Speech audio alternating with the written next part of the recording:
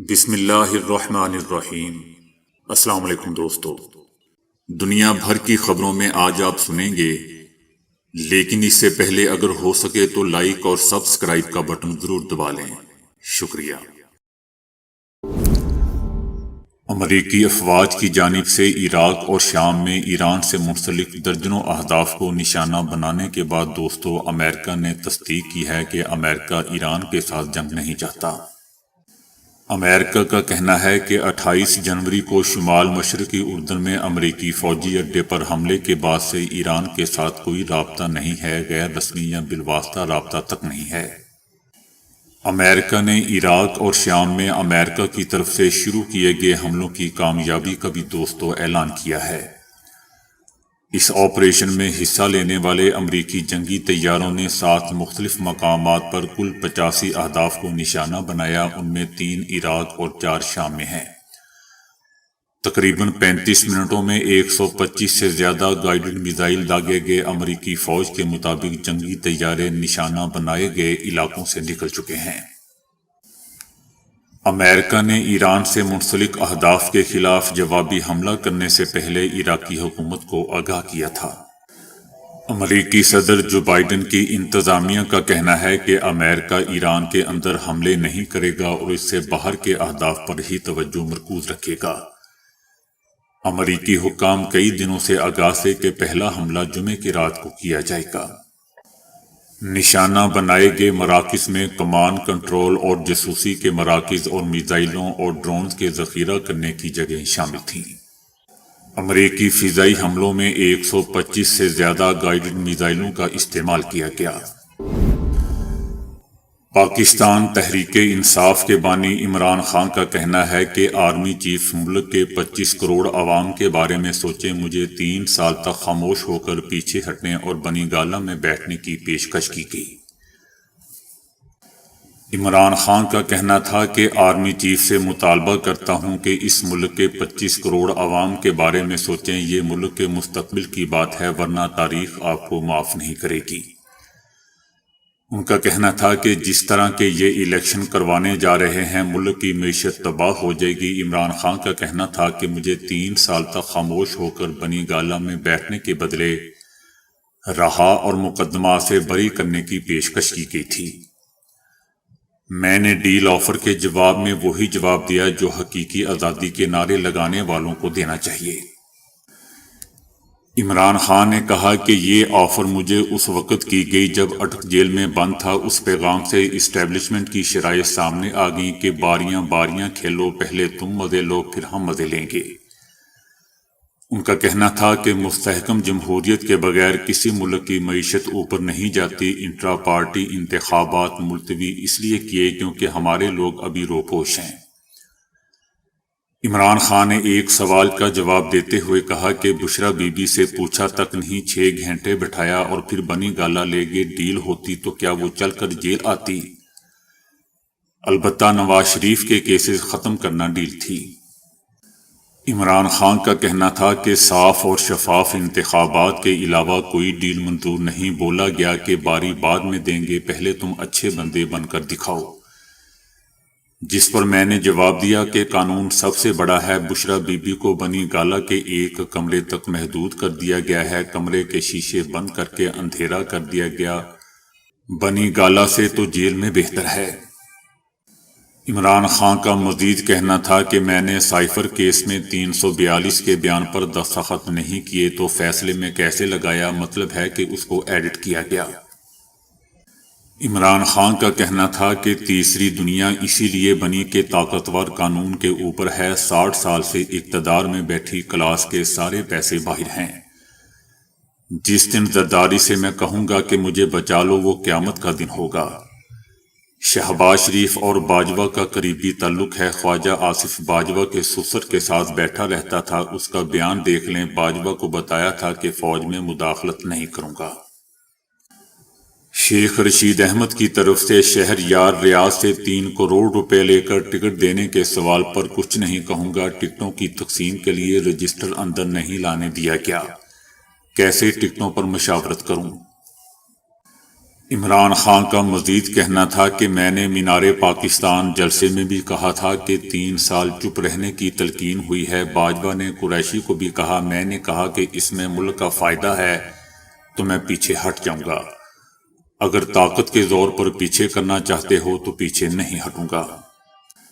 عمران خان کا کہنا تھا کہ ورکر 8 فروری کو جہاد کے لیے نکلیں، ووٹ کے ذریعے آزادی حاصل کریں، امریکہ اور طاقت کی غلامی کرنا چاہتے ہیں تو غلام کا کوئی مستقبل نہیں، اصل جہاد پولنگ ایجنٹس کا ہے۔ عمران خان کا مزید کہنا تھا کہ خدا کے واسطے ملک کے 25 کروڑ لوگوں کا سوچو، جس طرح کا الیکشن کروانے جا رہے ہو ملکی معیشت تباہ ہو جائے گی۔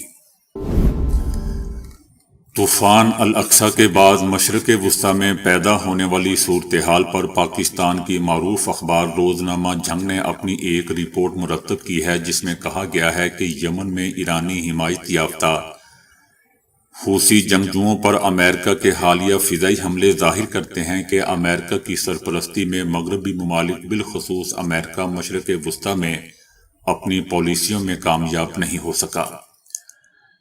ان سب کی سب سے بڑی ناکامی اسرائیل فلسطین تنازع حل نہ ہونا ہے۔ برطانوی اخبار دا گارڈین میں بھی شائع ہونے والے ایک آرٹیکل میں کہا گیا ہے کہ امریکہ کو برطانیہ کی مدد کے ساتھ حوثیوں کے خلاف طاقت کا استعمال کرنا پڑا، کیونکہ حوثی جنگجو بحر احمر میں بحری جہازوں پر حملہ کر رہے تھے، جس سے تجارت میں مشکلات پیدا ہو رہی تھیں۔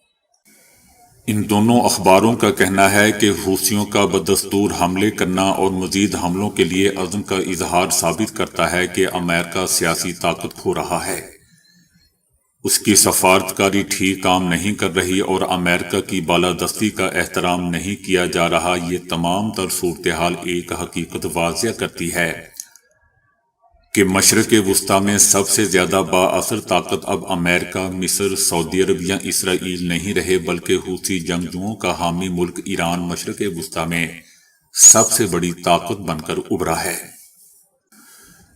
غزہ کی خوفناک صورتحال میں جیتنے اور ہارنے والوں کے بارے میں بات کرنا بہت آسان ہے۔ حوثیوں کا دعویٰ ہے کہ غزہ میں اسرائیلی مظالم کی وجہ سے انہوں نے اپنی مہم شروع کی، لیکن دوستو تصویر کا دوسرا رخ دیکھنے کی کوشش کریں تو معلوم ہوگا کہ اس نئی صورتحال سے ایران کو فائدہ ہو رہا ہے۔ جب بھی کچھ برا ہوتا ہے، مثلا فلسطینیوں کی شہادت، حزب اللہ کے میزائل حملے یا پھر عراق اور شام میں بمباری، ان سب کی وجہ سے ایران کا اثر و رسوخ مضبوط ہو رہا ہے۔ دوسری طرف امریکی صدر جو بائیڈن کے جن اقدامات کی وجہ سے دنیا کے کئی ممالک پریشان ہوئے ہیں، ان میں اسرائیل کی مکمل حمایت کا وعدہ اور جنگ بندی کے لیے مختلف ممالک کی جانب سے کی جانے والی کوششوں کو روکنا شامل ہے۔ ترکیہ کے حکام نے چھاپوں کے دوران 7 ایسے مشتبہ افراد کی گرفتاری کی اطلاع دی ہے جو مبینہ طور پر دوستو اسرائیلی خفیہ ادارے موساد کو اطلاعات کی فروخت میں ملوث تھے۔ پچھلے چند مہینوں میں ترکیہ میں اسرائیل کے لیے جاسوسی کرنے والوں کے خلاف ایک مہم جاری ہے، جس کے تحت اب تک متعدد افراد حراست میں لیے جا چکے ہیں۔ جمعے کے روز یہ تازہ گرفتاریاں بھی اسی سلسلے کی ایک کڑی ہے۔ ترکیہ نے اس سے پہلے بھی اسرائیل کو خبردار کیا تھا کہ اس طرح کی سرگرمیوں کے مضمرات سنگین ہوں گے۔ بتایا جاتا ہے کہ اسرائیل ترکیہ میں حماس کے ممبران کی تلاش کے لیے اپنی سرگرمیاں تیز کیے ہوئے ہے، تاکہ غزہ سے باہر رہنے والے فلسطینی شہریوں اور حماس ممبران کا پیچھا کیا جا سکے۔ دوستو یاد رہے کہ 7 اکتوبر سے غزہ میں جاری جنگ کے دوران 27,131 فلسطینیوں سے زائد کو بمباری سے شہادت کے ساتھ ساتھ اسرائیل نے دوسرے ملکوں میں بھی حماس ممبران اور رہنماؤں کو نشانہ بنانا شروع کر رکھا ہے۔ ترکیہ فلسطینیوں کا ایک حامی ملک ہے اور اس نے مغربی ممالک کی طرح حماس کو تخریب کار تنظیم قرار نہیں دے رکھا، بلکہ اس کا موقف ہے کہ حماس ایک مزاحمتی فلسطینی تحریک کے طور پر اپنے جائز حق آزادی کے لیے کوشش کرنے والی ایک بہادر تنظیم ہے۔ دوسری طرف اسرائیلی حکومت نے تازہ گرفتاریوں کے واقعہ پر کوئی بھی تبصرہ کرنے سے انکار کر دیا ہے۔ نگراں وزیر اعلیٰ پنجاب محسن نقوی نے کہا ہے کہ پی ٹی آئی کے امیدواروں کی کارنر میٹنگز پر پولیس چھاپوں کا تو اثر درست نہیں ہے، البتہ جہاں 9 مئی کے واقعات میں ملوث ملزمان موجود ہوں گے وہاں ضرور کارروائی کی جائے گی۔ 9 مئی کے واقعات میں ملوث ملزمان موجود ہوتے ہیں، اگر جلسوں میں تو وہ کسی جلسے یا کارنر میٹنگ میں بھی ہوں گے تو پولیس وہاں ایکشن لے گی۔ عمران خان اور بشرا بی بی کے خلاف عدت میں نکاح سے متعلق کیس کا فیصلہ دوستوں سنا دیا گیا ہے۔ اڈیالہ جیل میں عدت میں نکاح سے متعلق کیس سننے والے سینئر سول جج قدرت اللہ نے عمران خان اور بشرا بی بی کو 7 سال قید کی سزا سنا دی۔ جج نے عمران خان اور بشرا بی بی کی موجودگی میں کیس کا فیصلہ سنایا۔ گزشتہ روز تقریباً 14 گھنٹے کی طویل سماعت کے بعد جج قدرت اللہ نے عدت میں نکاح سے متعلق کیس کا فیصلہ محفوظ کیا تھا۔ یاد رہے دوستوں کے مقدمے کی درخواست گزار بشرا بی بی کے سابق شوہر خاون مانیکا نے عمران خان اور بشرا بی بی پر عدت کے دوران نکاح کا مقدمہ دائر کیا تھا۔ دوستو یاد رہے کہ اس سے پہلے عمران خان اور بشرا بی بی کو توشہ خانہ کیس میں 14 سال قید کی سزا سنائی گئی تھی، جبکہ سائفر کیس میں بھی عمران خان کو 10 سال کی قید بامشقت کی سزا سنائی گئی ہے۔ عدت میں نکاح کے کیس کے متعلق دوستوں میں تمام تفصیلات کل کی ویڈیو میں آپ لوگوں کو بتا چکا ہوں۔ چیئرمین استحکام پاکستان پارٹی جہانگیر ترین کا کہنا ہے کہ مجھے نواز شریف کی برابری کرنے کے لیے نااہل کر کے ظلم کیا گیا۔ جہانگیر ترین کا کہنا تھا کہ اللہ کا شکر ہے کہ اہل ہو کر لودھرا کی خدمت کرنے کے لیے واپس آ گیا ہوں۔ انشاءاللہ شبانہ روز محنت کر کے معاشی چیلنجز پر قابو پائیں گے، آگے بڑھنے کا تہیہ کر لیا ہے، انشاءاللہ ملک ترقی کرے گا۔ ان کا کہنا تھا کہ 8 فروری کو سب گھروں سے نکل کر عقاب کو ووٹ ڈالیں، اللہ نے مجھے بہت کچھ دیا ہوا ہے، عوام کی خدمت کے لیے اسمبلی میں جانا چاہتا ہوں، کامیاب ہو کر ترقی یافتہ لودھرا بنانے کے لیے تمام وسائل بروئے کار لاؤں گا۔ جہانگیر ترین کا مزید کہنا تھا کہ عوام میری طاقت ہے، آپ کے لیے ایسے لڑوں گا کہ آپ یاد رکھیں گے۔ مری میں برف باری سے سیاحوں کی تعداد میں اضافے کے بعد دوستوں سیاحوں کے لیے خصوصی ایڈوائزری جاری کر دی گئی ہے۔ مری میں صرف لائسنس ہولڈر ڈرائیورز کو داخلے کی اجازت ہوگی۔ مری جانے والے سیاح گاڑی میں اینٹی کولنگ لیکوڈ استعمال کریں اور برف باری کے دوران گاڑی کے ٹائروں پر چین لگائیں۔ سیاح اضافی گرم کپڑے بھی ساتھ لائیں اور دوران ڈرائیونگ گاڑی کے شیشے مکمل بند نہ کریں، کیونکہ اس سے جان لیوا کاربن مونو آکسائڈ پیدا ہوتی ہے۔ مری جانے والے سیاح گاڑیاں غلط پارک نہ کریں، کیونکہ شہر میں محدود گاڑیوں کی پارکنگ کی گنجائش موجود ہے۔ امیر جماعت اسلامی سراج الحق کا کہنا ہے کہ آج یہ پھر نعرہ لگا رہے ہیں کہ پاکستان کو نواز دو، اگر ان لوگوں کو 100 سال بھی حکمرانی ملے پھر بھی پاکستان ترقی نہیں کر سکتا۔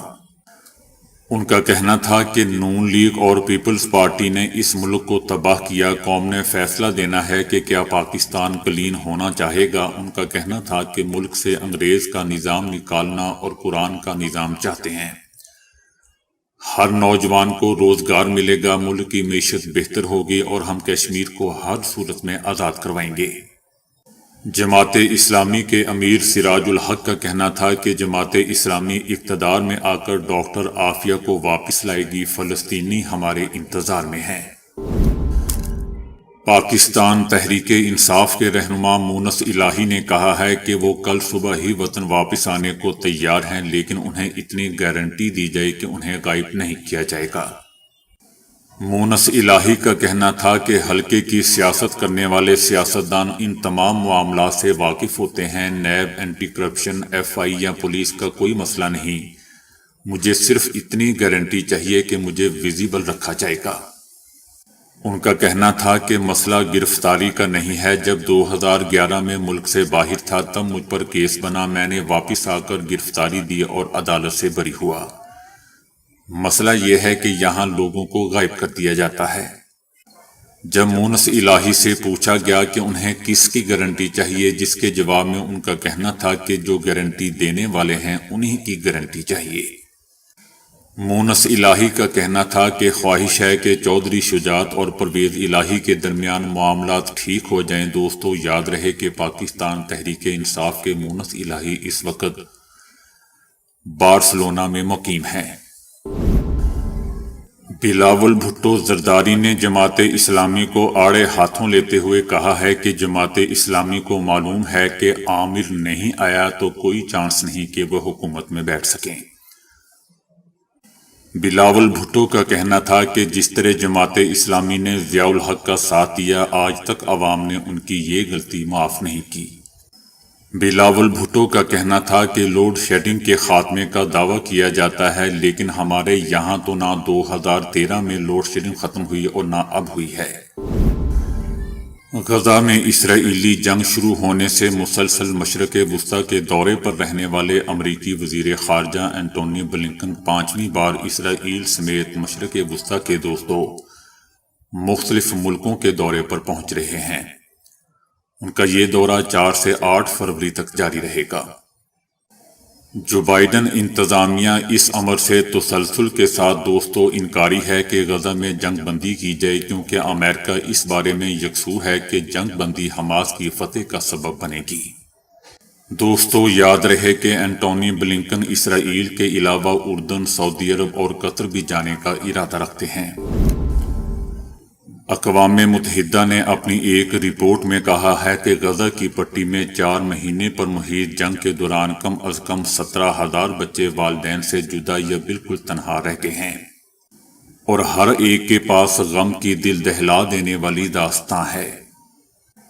بغیر والدین کے رہنے والے بچوں کی یہ تعداد بے گھر ہونے والے فلسطینیوں کی مجموعی 17 لاکھ آبادی کے 1% کے برابر ہے۔ بچوں کا سراغ لگانا انتہائی مشکل ثابت ہو رہا ہے، کیونکہ بعض اوقات جب انہیں زخمی یا صدمے کی حالت میں ہاسپٹل لایا جاتا ہے تو وہ اپنے نام تک نہیں بتا سکتے۔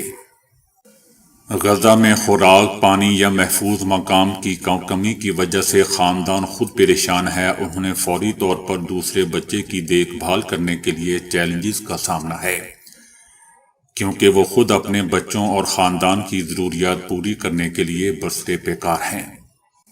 بچوں میں ایسی علامات ظاہر ہو رہی ہیں، مثلاً مسلسل اضطراب کی انتہائی بلند سطح، بھوک میں کمی، وہ سو نہیں پاتے، جب بھی وہ بم دھماکوں کی آوازیں سنتے ہیں تو وہ جذباتی جوش یا گھبراہٹ کا شکار ہو جاتے ہیں۔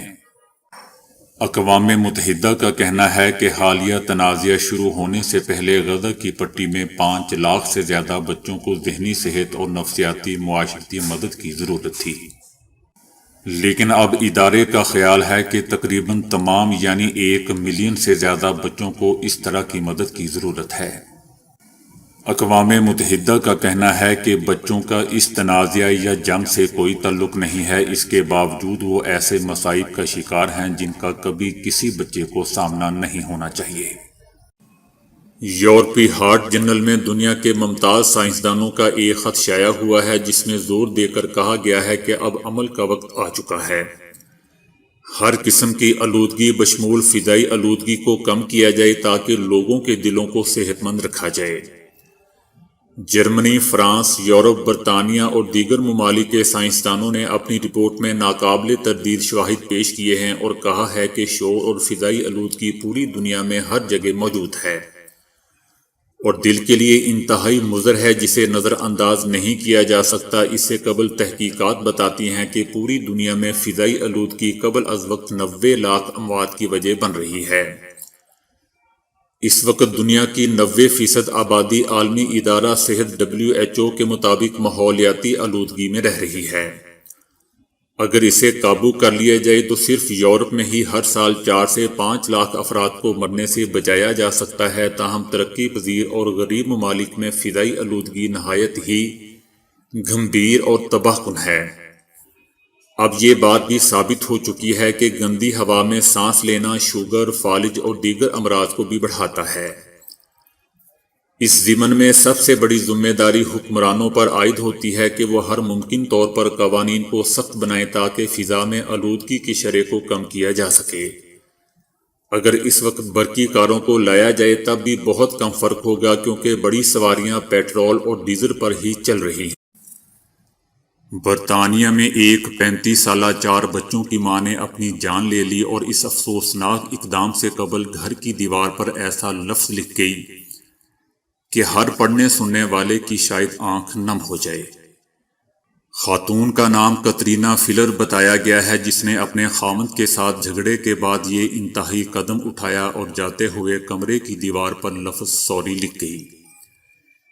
کیس کی تحقیقات میں معلوم ہوا ہے کہ واقعہ کے روز کترینہ اور اس کے خاوند کے درمیان سخت لڑائی ہوئی اور وہ اسے چھوڑ کر چلا گیا۔